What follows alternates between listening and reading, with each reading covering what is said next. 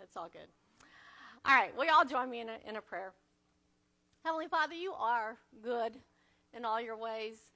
And Father, your word not only teaches us, Lord, but it shows us, reveals you to us. And so, Lord, for this message, I do pray that you would reveal yourself to us in a new way, in a way that we can take home with us, that we can take out into the world with us, that it's not just something that we hear on Sunday and then forget about it, but, Lord, that it's something that truly enters our heart and helps transform us to be more like your Son, Jesus. And so, Lord, I pray for me that I wouldn't get in the way of your message. And we ask all this in Jesus Christ's name. Amen. Well, if you've been watching the news lately, you know that California's had a few earthquakes lately. And from everything that I've seen and the people that they've interviewed, they said that they're really powerful, but there's not been any major physical damage. And some of the people, though, that they interviewed, they looked fine, but emotionally, they're shaken. They're not really sure what's going to happen next. And I've even heard when they start feeling the tremors that if people are inside, they run outside so they don't risk the building coming down on them. Well, as we're continuing in Genesis 28, Jacob, it's fair to say, has been shaken.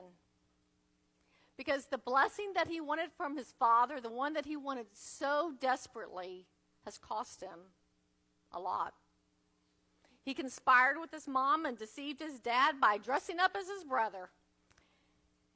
And now he's having to flee. He's having to run away from the very twin that's looking to kill him. So, not surprisingly, Jacob listens to his mom again. And he leaves home, and he goes to see her brother, Laban, in Haran, which is, these days, it's present-day Turkey. Now, from where he is to where he's going, it's about 500 miles. So it's going to be quite the trek. And unlike when Abraham sent his servant, remember, to go get a wife for Isaac, because that's one of the jobs that Rebecca goes, go find a wife with family. Go there and get a family and bring her back. But if you remember when Abraham sent his servant to get a wife for Isaac, remember the whole caravan came and the servant brought all these gifts and jewels and all this other stuff. Well, what's Jacob taking? Nothing. He's taking what he can carry. I mean, he's leaving with such urgency that he really doesn't have time to pack. And so as we pick up our story here, he's about 2 days into his journey. 2 days to walk, to think, and like we do, sometimes wonder, how did my life come to this point? So within this, we see that Jacob has guilt about his past, he has fear about his future, and he has doubt about his present. And I think it's probably fair to say at one time or another, we've all had guilt about our past, fear about our future, and doubt about where we are now. And a lot of times we've tried to run from our past or hide it. And if this is something you're kind of actually dealing with now, I want you to be encouraged, because one of the things that we want to get from this is that God meets Jacob where he's at. Because on this evening of the second day, Jacob stops for the night on the outskirts of this city called Luz. And I think that's the German way of saying it. I think it's probably Lutz. I'm saying Luz because that's what we're used to here. So this is a picture of where he's kind of at. You see a lot of rocks, a lot of brush. And here's where he makes his bed. And while he's sleeping, God came to him in a dream. And in this dream, we're going to look at two things. We're going to look at what Jacob saw, and then we're going to look at what Jacob heard. So Jacob saw a stairway. Some interpreted a ladder, but a stairway coming down from heaven and resting on the earth right where he was. And on the stairway, you had angels ascending and descending. So what does that tell us? It tells us that angels are among us. Because the first thing they did was, they noted was ascending before descending. All right? And then he saw God standing beside him, and he's saying, I'll give you this land. Your descendants will be like the dust of the earth. All the people are going to be blessed through you. I will watch over you wherever you go. I will bring you back to this land, and I will not leave you. And one of the things that I love about this, and Miss Lori pointed it out too, is that you notice God did not rebuke Jacob right away. He's not saying, well, buddy, you're getting what you deserve. You didn't wait on me. But he doesn't say that. Instead, what God does is he affirms his person, his provision, his promise, his presence, and his protection. And I want you to think about this, because at this point, Jacob is an outcast due to his own sin. He's having to leave because of what he has done. And yet God met him where he was. Jacob's not seeking God. God came to him and is standing beside him to give him the same words of this promise and assurance that he gave to his grandfather Abraham and to his father Isaac. Instead of guilt, Jacob found grace. Instead of condemnation, God showed compassion. And we all have guilts, fears, and doubts. But God meets us where we're at. God knows who we are. He knows what we've done, because nothing's hidden from him. God was there when he tricked his brother, when he deceived his dad. And now God is with him in his loneliness.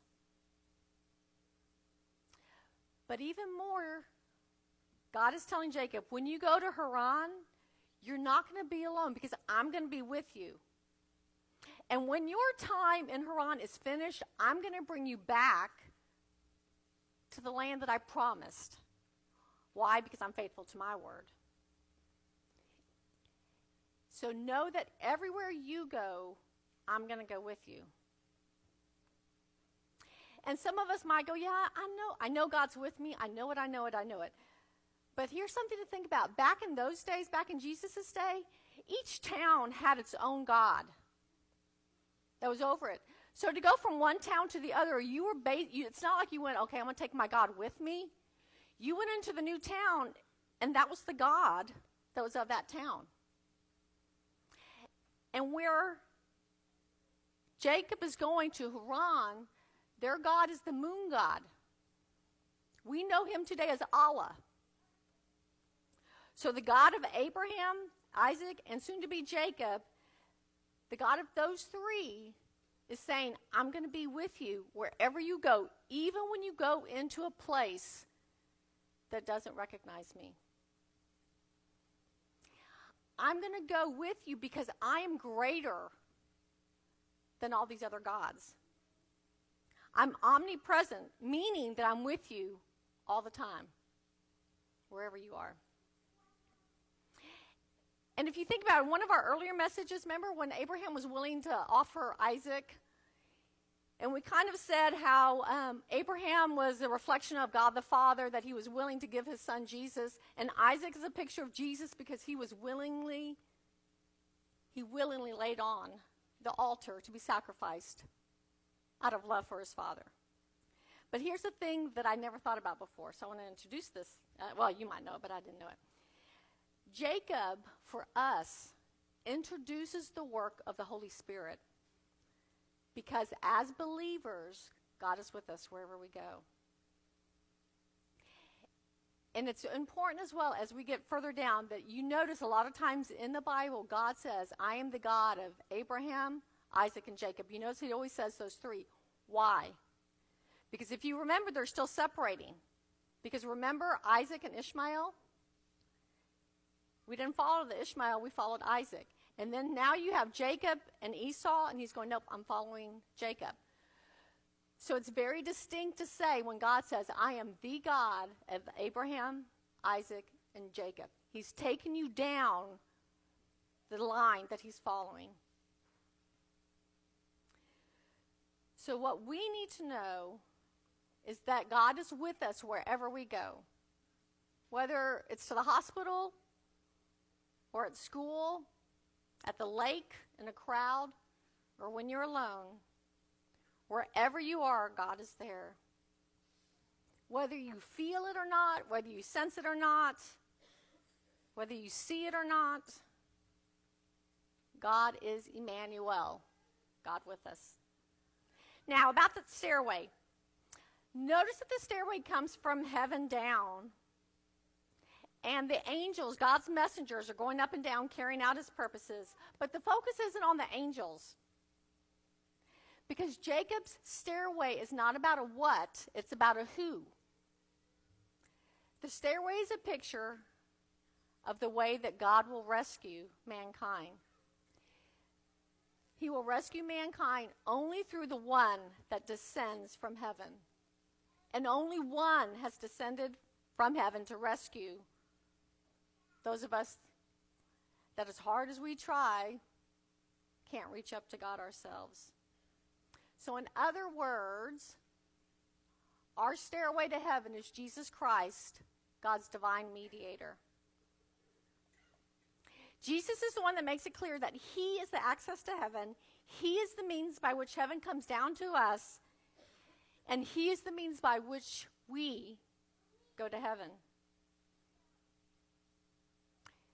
Jesus doesn't show us the way because he is the way. He says, I'm the way, the truth, and the life. No one, no exceptions, no one is going to come to the Father except through me. And without Jesus, people are just trying to build their own tower of Babel. Do you remember that tower that we studied way back when? Do you remember what it was? Is that you had people and they were building these towers and they, we're going to reach up to God. We're going to get as high as we can. We're going to touch the heavens. And what did God do? No. I'm going to confuse y'all. You're not going to be able to talk to each other. And here God is on his way down. He's saying, I'm it. I'm the stairway. And you can't reach up to me, but I definitely can reach down to you. And I can't help but think about how we see with a lot of laws and stuff that are being passed that people are trying to legislate us into a state of utopia. But do you know what utopia means? Do you know what it is? It's an imaginary island in a book where people enjoy perfection in law, politics, and life. It's a fictional story that a lot of people are trying to make into a reality. I actually heard one person say that the only place you're going to find utopia is when you're by yourself. Because you think about it, if you're with anybody else, doesn't look the same to people, does it? So, there is no way that imperfect people can reach perfection. That's why Jesus is our stairway. Now, when Jacob woke up from his sleep, he thought, surely the Lord is in this place, and I wasn't even aware of it. He was afraid and filled with awe. And here's the thing that caught me about that. Have you ever noticed that people are more likely to see or to find God when times are tough? Again, one said that you're more likely to meet God in a hospital than a sanctuary. And it's not because God's not here, because he is. But because a lot of times he's speaking and we're not listening. There's a quote by C.S. Lewis that said, pain insists upon being attended to. God whispers to us in our pleasures, speaks in our consciences, but shouts in our pains. It's his megaphone to rouse a deaf world.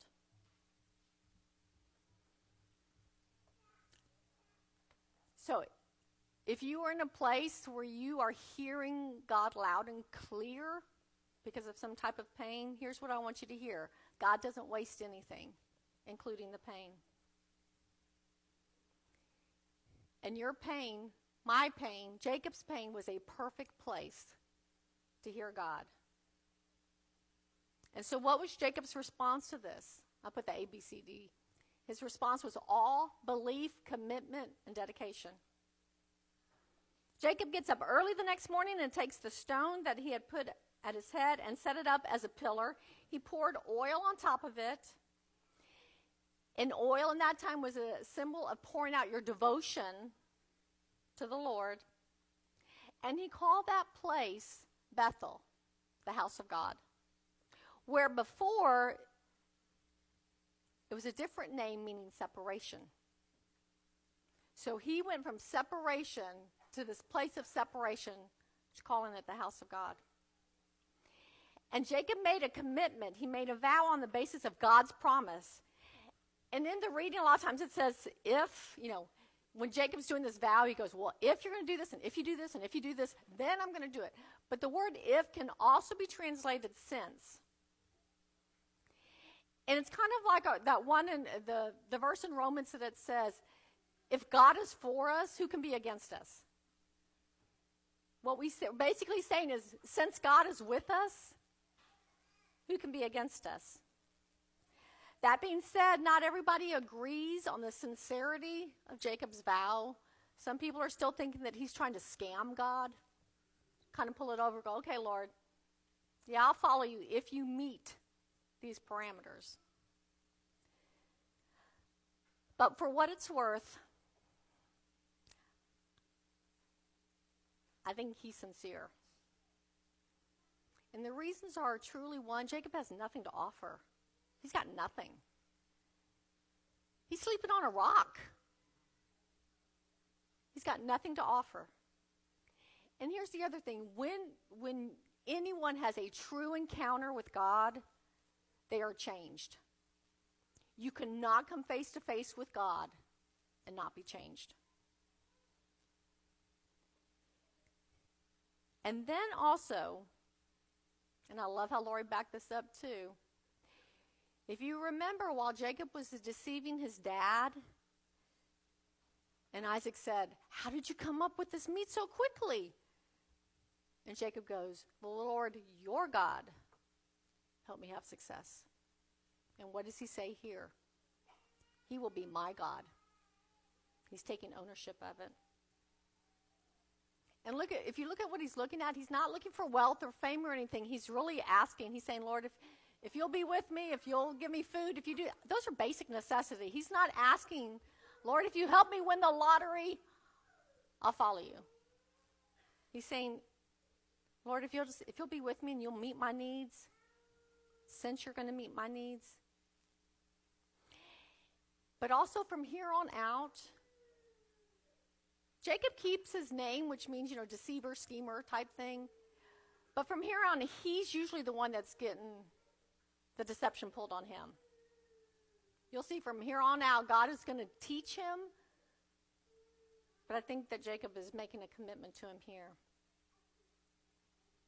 And it's the same with us. For us, every believer has to come to the place of recognizing God's presence in our lives. And the revelation that God brings to us when he comes to us face to face or when we hear his voice, it should truly cause us to live to a higher standard.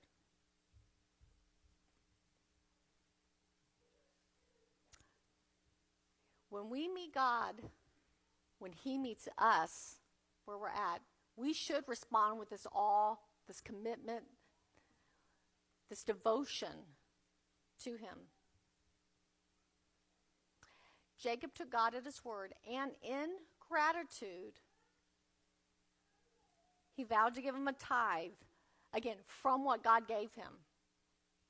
So to me, that also shows that Jacob is trusting him, going, okay, you're going to be with me. I'm going to give you back some of what you have given me. So here's the thing for us to keep in mind. Keep in mind that God is always with us, extending his compassion and grace to us. And when you are in a place of pain, listen and you will hear God speaking to you. I'm telling you, he does not waste that pain. And sometimes the pain is what it takes for us to hear. But if you're at the place right now that you're going, you know what? Life's pretty good. I'm going to ask you then too, how are you going to show your gratitude to God? How are you showing your gratitude to God? Because really at one point we're all going to be shaken in some way. And even like in California, there's going to be some aftershocks. Just because you made it through one big thing, you all know that afterwards there's usually a few ripples that come after that, a few aftershocks that come after that. But here are the two things that I want you to remember from this whole thing. God is with you, and Jesus is the way.